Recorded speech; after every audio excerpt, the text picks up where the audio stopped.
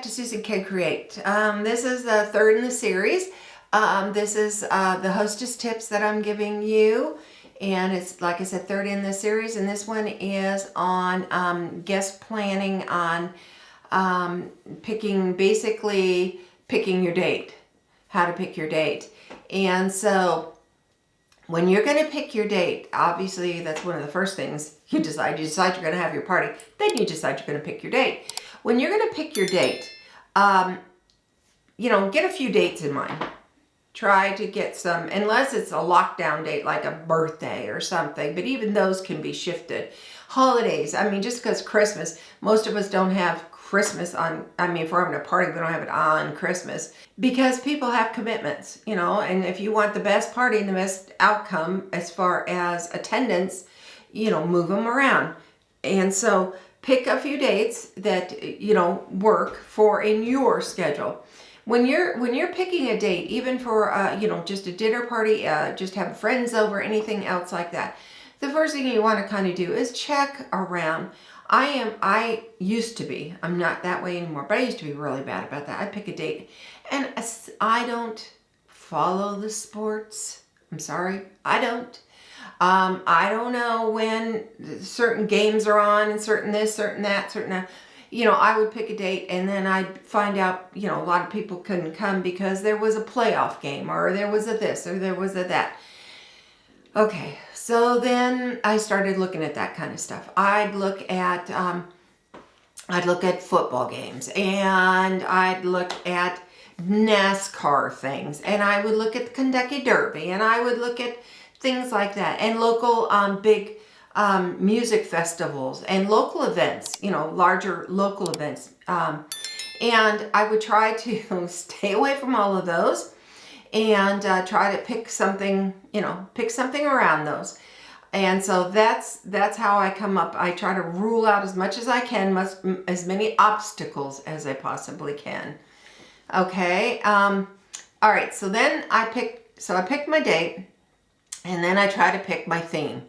And how do I pick my theme? Well, if you have a holiday, that's kind of a given. But even in the holidays, you have to pick a theme. Inside, there's so many, sub-themes in the holidays. There's, Halloween. Okay, you can do straight Halloween. You could do Day of the Dead. You can do any kind of different themes under Halloween. There's so many. And same way with Christmas. You can do all kinds of different kinds of Christmas. You can do all kinds of different kinds of things. So it's not just a straightforward. And your other themes, you can pick some things to think about. Time periods, 60s, 70s, 80s, 90s. You can go 1800s. You can go wherever you want with a time period.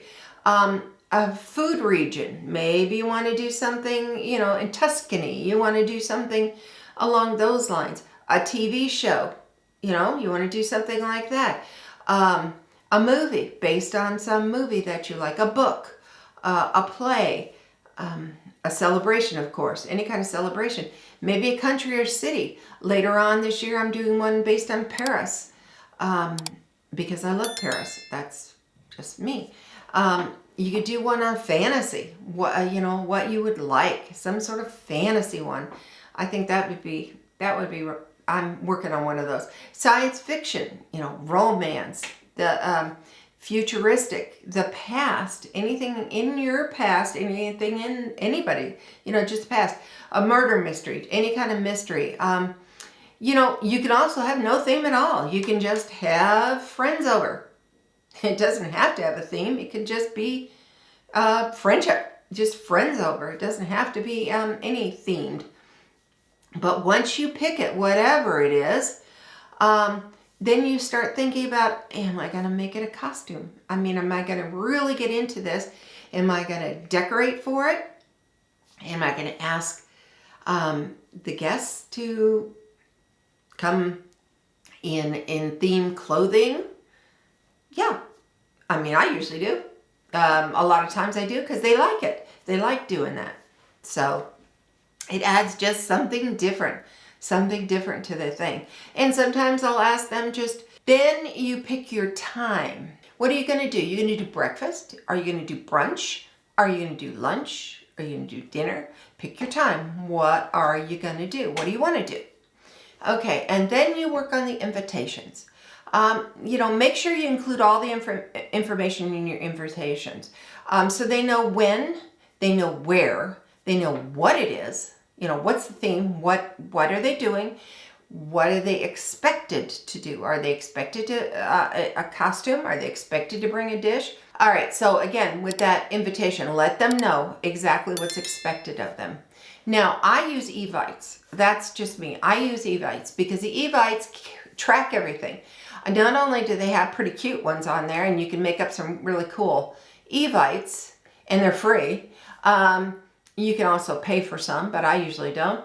But they track everything. They track the RSVPs for you. They send out additional ones at time intervals that you tell them to.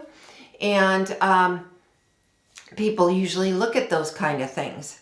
Where in the mail, you can send them out in the mail, but people lose them. Sometimes they throw them away because they think it's junk email or junk mail.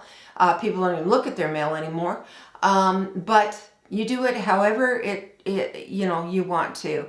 And it is proper. If people, I don't understand, we've gotten away from RSVP. A lot of people do not RSVP anymore, even though it says, please RSVP. I don't understand why they don't, but they don't. But if this RSVP is on there, it is perfectly socially acceptable that if they don't RSVP, that you can call them. If they don't, then you're within your rights to call them and ask them. You don't badger them, but you just call and you're just trying to make sure, did you see it? And if so, are you coming? Can I, put you down, or, are you not? Because you as a hostess, you have to plan these things. You have to plan the food. That's the main thing, is planning the food and whatever else you're doing. People that don't give parties don't really think about that. There's a lot that goes into it, and there's a lot of, especially food preparation. You really need to get your invitations out a month ahead of time, because people plan things way ahead. I give, for holiday things especially, I always put mine out probably 2 months ahead. So stay tuned for menu number 4. It'll be coming up in just a little while. Thank you all. Appreciate you.